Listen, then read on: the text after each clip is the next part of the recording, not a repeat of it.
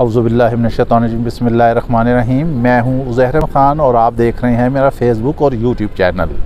आज हम आउटडोर पर हैं। असल में हम सारा लॉन्ग मार्च का विजुअल लेने के लिए निकले थे। हमने देखा कि पंजाब में क्या हालात हैं। हम इस्लामाबाद से रवाना हुए। इस वक्त हम मरी में एक पॉइंट पर सनी बैंक से आगे ठहरे हैं और यहाँ पर हमने सोचा कि आपको क्यों ना इस बारे में आगाही दी जाए। इस्लामाबाद तो लगता है कंटेनरिस्तान बन चुका है। वहाँ पर कंटेनर ही कंटेनर है। हर पुल के आगे मरी अब दाखिल हो तो वहाँ पर कंटेनर हैं। सख्त सिक्योरिटी है। जो है शहर को जो है चारों तरफ से कंटेनर ने घेर रखा है। कप्तान का खौफ है।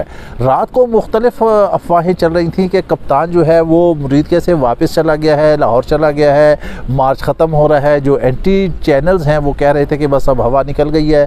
चूँकि वज़ीर दाखिला ने जो है घुटने टेक दिए, हुकूमत ने घुटने टेक दिए हैं और उन्होंने गैर मशरूत मुज़ाकरात की जो है पेशकश की थी।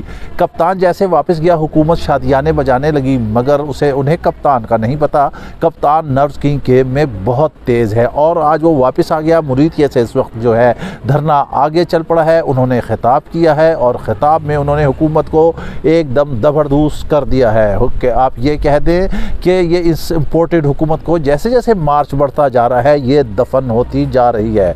मामलात इस वक्त गंभीर होते चले जा रहे हैं। अब देखा ताकि देखें कि वज़ीर आज़म ने भी यूट्यूबर्स को बुला लिया। जी हाँ, अपने पसंदीदा लाडले यूट्यूबर्स को बुला लिया ताकि कोई सख्त सवाल ना कर सके।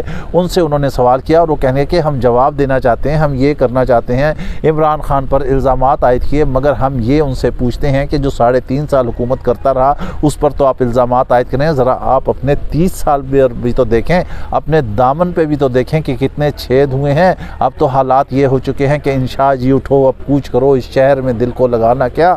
जिस झोली में 100 छेद हुए उस झोली को फैलाना क्या। इसी वजह से आप इंटरनेशनल सतह पर जाते हैं, झोली आपकी खाली आ रही है, आपको कुछ भी नहीं आ रहा। अब मलका कौसार के भी हम अवाम से मिले हैं, ये लोग भी तैयार है। अवाम कतई तौर पर इस हुकूमत को रिजेक्ट कर चुकी है और वो कह रहे हैं कि जैसे ही कप्तान इस्लामाबाद पहुंचेगा हम अहलियाने मरी भी जो हैं वो यहाँ से आएंगे। हालांकि यहाँ पर नून लीग की तादाद, मगर अब नून लीग के हर गढ़ में जो है मुस्लिम लीग नून का सफाया हो चुका है और PTI उभरती हुई नज़र आ रही है।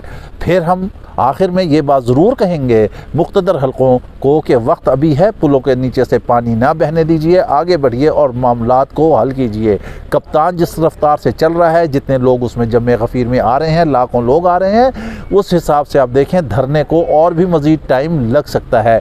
इसमें कोई शक नहीं कि कप्तान जहाँ जाता है, जिस शहर के लोग शामिल होते हैं वो लोग वापस चले जाते हैं। लेकिन जैसे ही ये मार्च इस्लामाबाद पहुँचेगा वो सारे शहरों के लोग उमड़ के आ जाएंगे और उस वक्त फिर हालात कंट्रोल नहीं हो सकते। हुकूमत को चाहिए कि वो भी अपनी ज़ुबान बंदी रखे। अपोजिशन तो करती ही तनकीद है, मगर हम यहाँ कहते हैं कि तनकीद बराए तामीर होना चाहिए।